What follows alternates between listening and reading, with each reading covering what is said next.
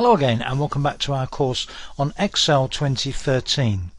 In this section we're going to open Excel again, take another look at the introductory screen, and then we're going to create a new workbook. So once again I'm using the keyboard shortcut on my desktop in Windows 8. Double click on that, Excel opens, and now you can see that on the recent files list the workbook that I opened during the previous section is now in the list, and as I work on further workbooks I'll find that their names appear in this recent files list here. So let's suppose now that we want to create a new workbook. We can start from the same place and we can choose blank workbook. I'll come back to blank workbook in just a moment. Let's have a quick look at some of the templates first.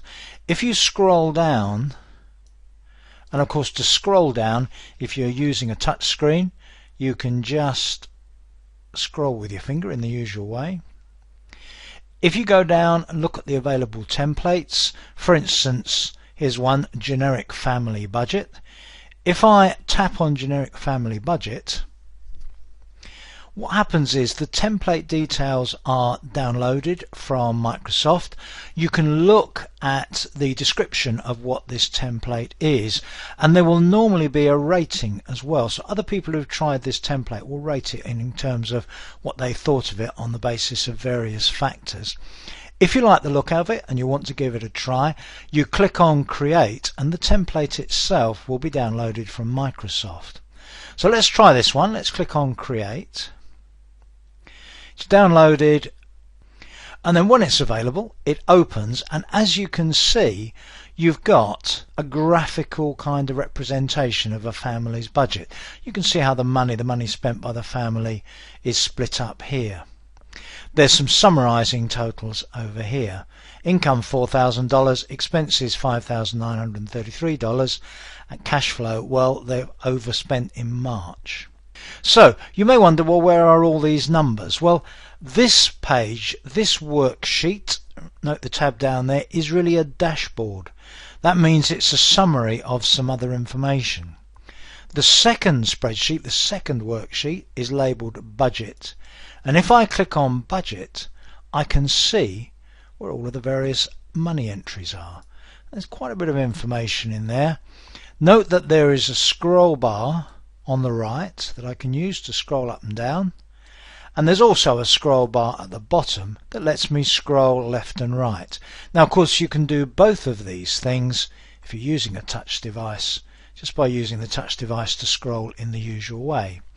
And then finally there's another worksheet, a setup worksheet, which actually establishes the categories. So for instance, it says that under daily living, there's a column here, the categories in daily living are groceries, personal supplies, clothing, cleaning services, etc.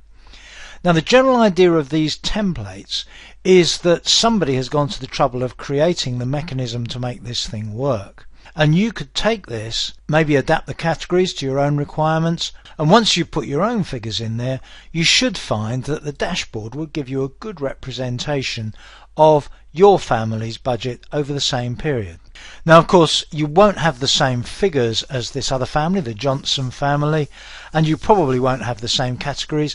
You may want to summarize the thing in a different way, but this is a really excellent way of getting you started on setting up a workbook to perform a useful function, in this case in your home life. And what's more, even though this is intended to be used for a family budget, family cash flow, it would be very easy to adapt this to the performance of a small business, for example. Now it's true to say that many of the templates that are provided are for a beginner quite complex, and in order to use a template like this you're going to need to know quite a bit more about Excel. So I'm going to steer clear of these templates for the moment. We'll come back and look at one or two of the details later on. We're going to start off with some of the real basics here in terms of understanding how to enter and edit data, for example. So I'm going to close this one. I hope you can remember how to do that. Click on File to go into Backstage View, close, Now note in this case that Microsoft Excel thinks we may have created a workbook here and that we may have put material in it that we want to save. So it says, do you want to save your changes? Now what I've done there really is to move around and show you a couple of things. We haven't actually made any changes, and even if we had, I don't want to save them, so I'm just going to click on Don't Save. That means that this particular workbook will be closed, but it will not be saved on my computer. So click or tap Don't Save, and we're back to the empty Excel again. Now we really are going to create a new blank workbook. Now one way of doing that, if we go back into Backstage View and click on New, we see that same list. It's slightly differently arranged now because we've got a bit more space on the screen, but on this occasion I'm going to choose Blank Workbook. Now when you choose Blank Workbook, that's exactly what you get. You get a workbook. It has a default name, normally of Book 1. If you've been working in Excel for a while, created and worked on a few workbooks during one session, a new one might say Book 2 or Book 3 or Book 4, but we're just starting fresh here, so it's Book 1. And note there's one worksheet down here, and by default it's called Sheet 1. So there's our empty workbook to work with. Now in terms of putting some numbers on these workbooks, in a couple of sections time we're going to devote most of a section to entering and editing data and all the different types of data we might put in Excel. What I really want to show you now at the end of this section is how to save a workbook. So all I want to do is to put some numbers in this worksheet. It really doesn't matter what numbers you put in there as long as you put in at least one. Now at the moment when you've got a new workbook open, you'll find normally cell A, that's column A1, that's row 1, A1 will have a border around it with a little sort of square thing in the corner. I'll tell you about all this a little bit later on. But that is the currently selected cell. That's what we call the selection. And if on your keyboard you just type a 2 or anything else for that matter, you could put an A or a Z or a B or anything you like, you will find that will appear in that first cell. Now you may not want to do anything more than that at the moment. I'm going to go to B1. Just by clicking in it, that moves the selection to B1. I'm going to put a different number in there, C1. Well, that'll do me for now. Notice that as you move to the next cell, look at the 4 in C1. It's on the left of the cell. As I click to the next one, you'll see it moves over to the right. Now I'll explain all that to you later on because there's quite a lot going on there and it's important to understand some of that. But that's all you need to do. Just put some numbers or letters somewhere on this worksheet, and then we're going to close the worksheet, but we're going to save it. Now you could just do File, Close, and then when Excel 2013 says to you, do you want to save it? You could say yes, but we're going to do this the professional way.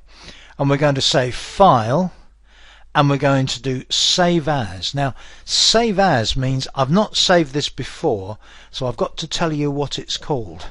So I'm going to do File, Save As. Now I get the choice. Do I want to save to SkyDrive, somewhere on my computer? Do I want to add a place? I'll go for computer. There's that last folder we used with the examples in it. Let's use that folder. Let's go in there. Let's start putting our own workbooks in there. Now it's an Excel workbook, so its extension is .xlsx, but the file name I'm going to call Toby, that's my name, hyphen. You can call these what you like, but if you use my sort of naming standard you'll be able to follow more clearly what we're doing. I'm going to call it Toby hyphen test hyphen exercise hyphen 01. So I'm thinking of these as my test exercises as I'm going through the course. So Toby test exercise 01, I'm going to put it in the same folder as the examples that come on the course. Click on the Save button, and that is now saved as a workbook with that name. And note at the top of the Excel 2013 window you can see the file name, just to remind you what it's called. So use your own naming system, try to be consistent, but you'll find them then in the same place as the other files. You could of course put these somewhere completely different on your computer if you want to. If you prefer to put them on a different drive in a different folder, it's entirely up to you, as long as you remember where you've put them. And then what I'm now going to do is to close this particular workbook. So that's easy enough. Just go to Backstage View, click on Close. Of course, I've just saved it, so it won't say to me, do you want to save any changes, because I've just saved the changes. So it closes immediately and I'm left with empty Excel again. So let's see, in this particular section we've opened an existing workbook and closed it again. We've looked at a template, we've created a new workbook from scratch, saved it with a file name, closed it, and we've once again opened and exited Excel all in the same section. So been a pretty busy section, this one. You probably earned yourself a little bit of a break. In the next section we're going to look at help, so please join me for that.